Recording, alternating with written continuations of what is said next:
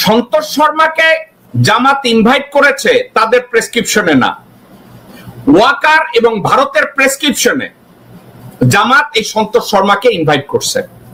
কারণ এই সন্তোষ শর্মা ওয়াকারের বাসায় অবাধে বিচরণ করে, ভারতীয় হাই কমিশনে অবাধে বিচরণ করে। আপনার মনে আছে জেনারেল ওবানের তৈরি জাসদের রাজনীতিবিদ হচ্ছে ডক্টর শফিক।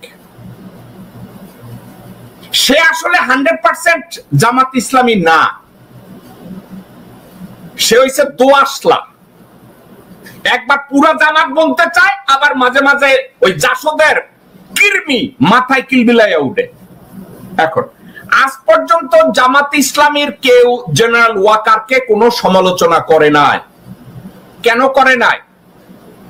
এই ওয়াকার জামাতে দিল্লিকা লাড্ডু বানাইয়া কইছে যত ইলেকশন হোক আপনারা 15-20টার উপরে সিট পাবেন না। এখন এই পন্থায় যদি আপনাদেরকে আমি 100টা সিট পাওয়াইয়া দিতে পারি, আমার লগে আপনারা কাম করেন।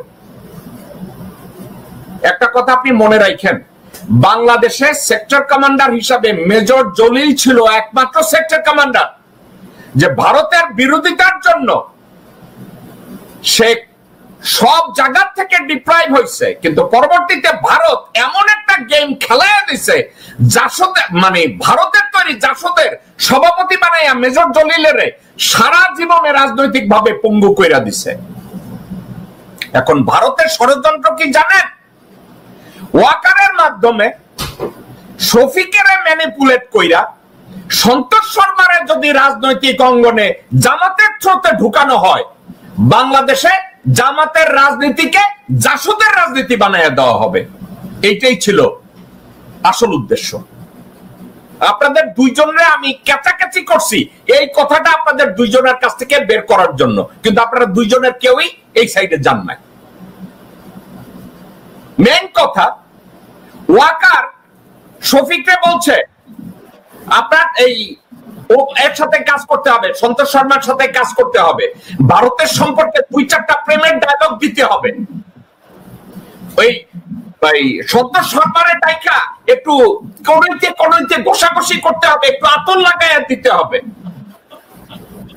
দেখুন, এই নিজেদেরকে সেকুলার বানানোর জন্য হিন্দু নেতাদের যারা সত্যিকার অর্থে সম্মানজনক ভাবে হিন্দু ধর্মাবলম্বী এবং সমাজের পরিবর্তন করতে পারে, তাদেরকে ডাইকা রয়ের একটা দালালরে ডাকছে ওয়াকারের প্রেসক্রিপশনে। মেইন উদ্দেশ্য এইটা, এর বাইরে কিচ্ছু নেই। অর্থাৎ ভারত যদি সফল হয় মেজর জলিলের মতো লাড্ডু খাওয়াইতে, তাইলে জাসদ যেভাবে ডিস্ট্রয় হয়েছে, জামাত ইসলামীও বাংলাদেশ থেকে ডিস্ট্রয় হবে। কারণ জামাতের বড় 6জন নেতারে তো জবাই অলরেডি করা হয়ে গেছে।